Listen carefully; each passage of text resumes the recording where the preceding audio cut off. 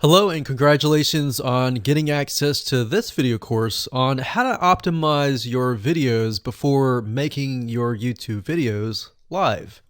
So this is video number 1, which is the introduction to YouTube search engine optimization. So I want to first start out by saying the goal is to focus on doing the right amount of keyword research and video file automation before actually uploading any of it to YouTube. So essentially this is all about what most people forget about doing before making their YouTube video live. Because if you think about it, most people think about, okay, what do I do after I upload this video? They don't really think about what they have to do before making it live. So this is not about what you can do afterwards, as that is a totally different focus, but rather before.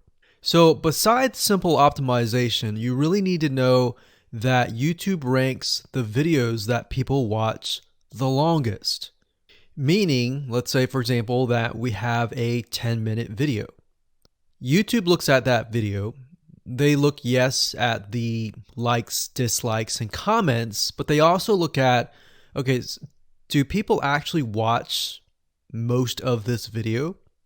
And based on, let's say, 1,000 views, how many of those 1,000 views actually watched either 50% or 100%, or how many minutes total?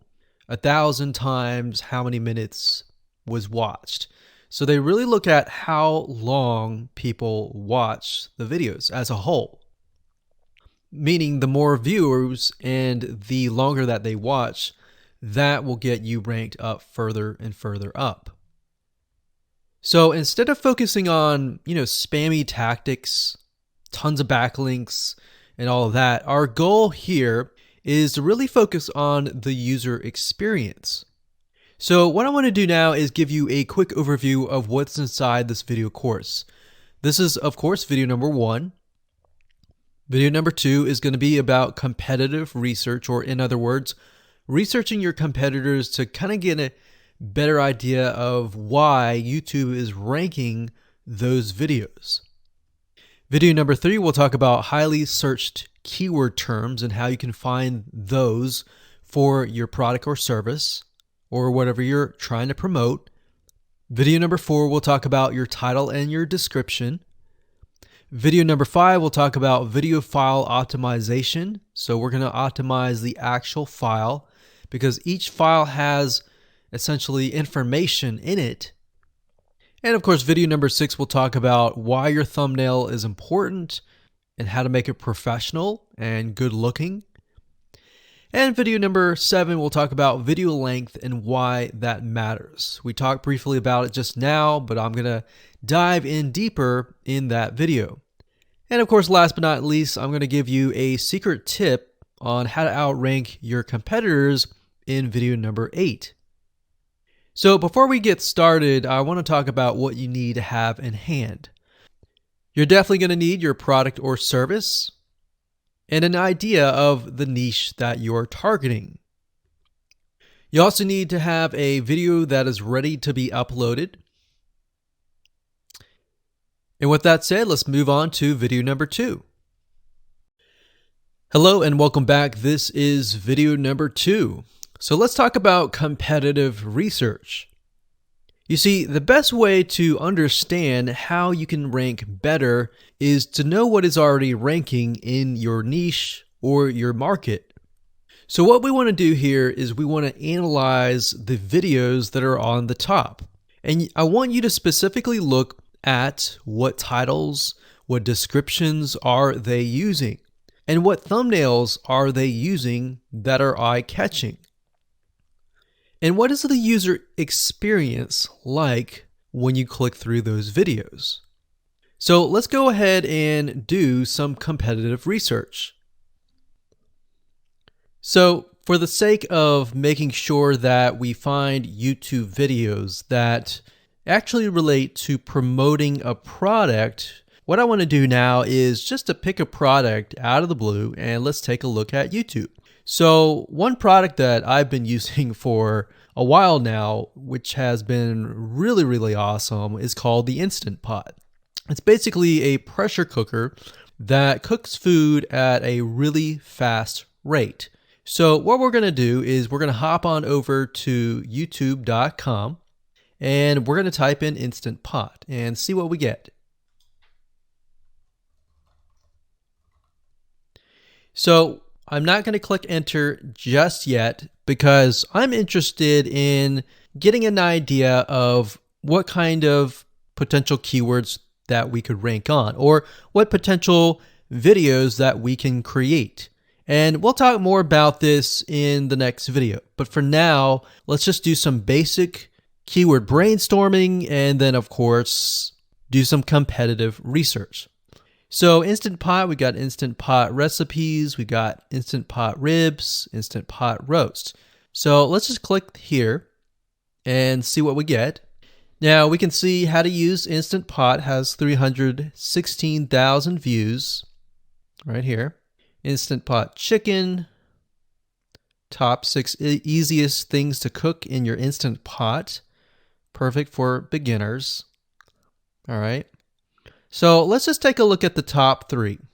So let's go ahead and open those up. And let's analyze them. So the first one is this one here. And let's pause the video. We'll skip the ad. All right.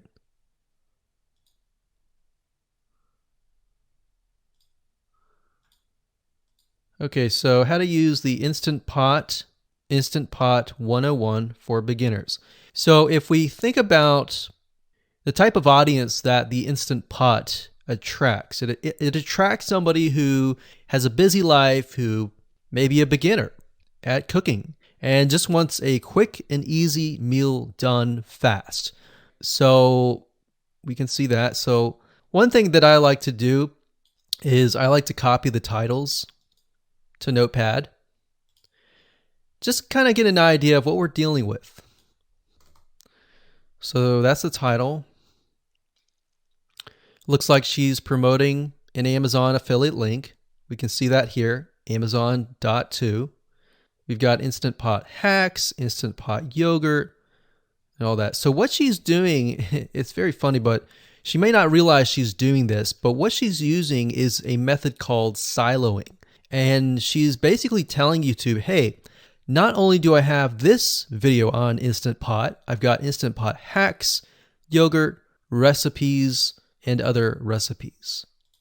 So let's just copy that in here. So that's video number 1. So we're going to rank it from video 1, video 2, and video 3. Let's scroll down a bit. We've got 373 comments. I will say when it comes to YouTube, they're looking for engagement. So comments is good, likes are good, even dislikes are good as well. Even though dislikes are bad from a human standpoint, it tells YouTube that there is engagement. All right. So sometimes we're going to be able to view, we can't do it here, but sometimes you'll actually be able to view more data.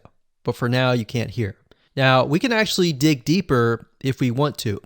So let's just take a look at Natural Brittany's YouTube channel. Because when you're doing competitive research on YouTube, it's not just that particular video. It's actually the whole YouTube channel as a whole, the authority that that channel holds. So she has 116,000 subscribers. Click on the videos. She has a good amount of videos that talk about anything, looks like from cooking, from budgeting, from grocery, a lot of very similar videos. So let's scroll down. And now let's go ahead and take a look at the second highest ranking video. So if we go back over to here, and this is the Instant Pot chicken, cook with me, meal planning, meal prepping, Sunday setup.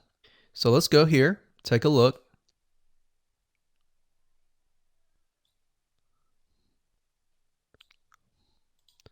Okay, let's see here. So it's a 20-minute video, all right? And it has 658 likes, 5,000 views. If we take a look at this video here, this has 320,000 views and 7,000 likes. Now, notice how it says 13 minutes here, and notice how it says 20 minutes here. We'll go back to this later on. All right, so we'll talk more about why a certain amount of time of your video is important, why the timing is important. And why is it that this lady has only 5,000 views, whereas the other lady has 300,000, and this lady is ranked right below that lady? All right, so why is that important? And why does that correlate to the time? So we'll talk more about that later on. But for now, let's just do competitive research. We're not trying to figure things out right now, and go from there. So if we take a look at the description, it says cook with me as I try a new recipe with Instant Pot. So the description contains the keyword. Sunday setup. Looks like she's got some Amazon links. And if we think about Instant Pot, who could it be targeting? All right, so this lady calls out people who are trying to prep on Sunday. So if we can get an idea of who it's targeting mothers, it's targeting people who are busy, who maybe only have time on Sundays to set things up.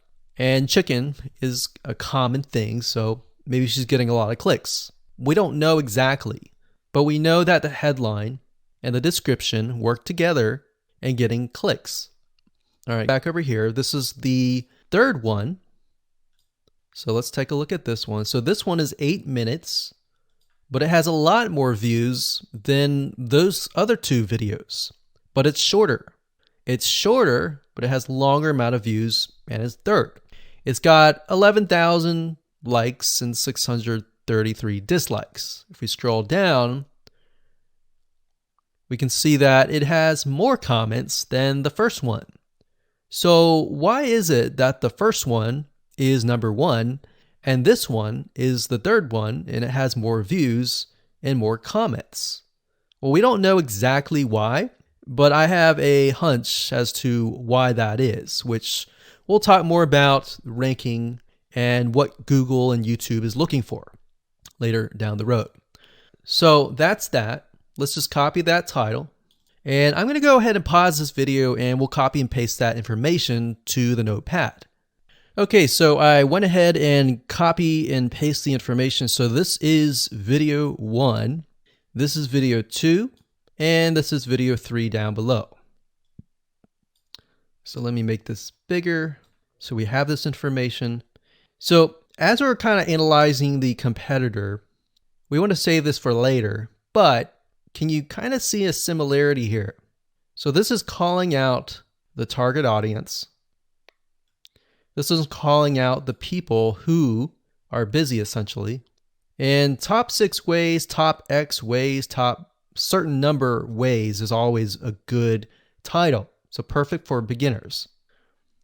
So if you can imagine, we already see that this title has beginners. This one's calling out perfect for beginners. And this one essentially is calling out people who are busy.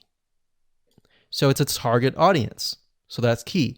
So having this in hand gives you a better idea on what potential titles and descriptions that you can have. Now, you can do some deeper dive competitive research using specific tools. And one specific tool is called SocialBlade. So that's socialblade.com, as you can see here.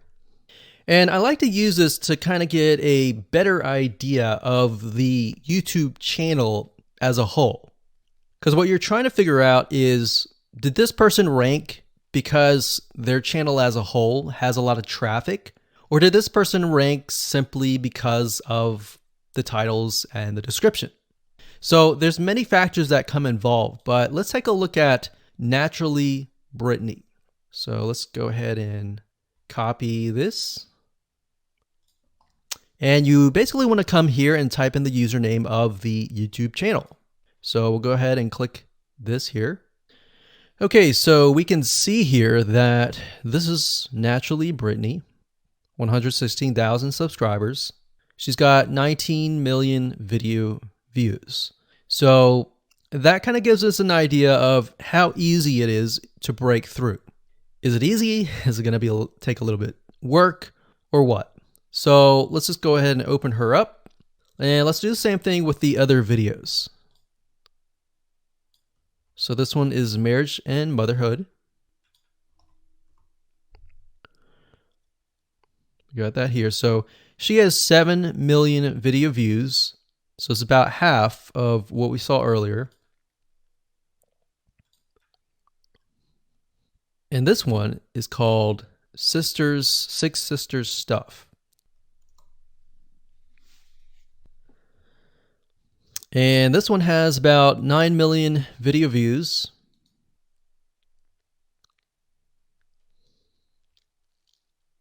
So right off the bat, we can see that if we were to rank on the keyword Instant Pot, it's going to take a lot to break through. But the way we can break through is by using essentially subcategories of that keyword. So Instant Pot recipes or Instant Pot chicken recipe, stuff like that. So we can see that each one of these has about 100 to 200,000 subscribers. So you're going to have to be competing against that. Now, obviously, if you have a good size YouTube channel, that will usually mean that you can break through fairly easily. But if you're just starting out, then breaking through on that keyword is going to be a little bit more difficult. So the next question is, what keywords should you use? And we'll discuss that in the next video.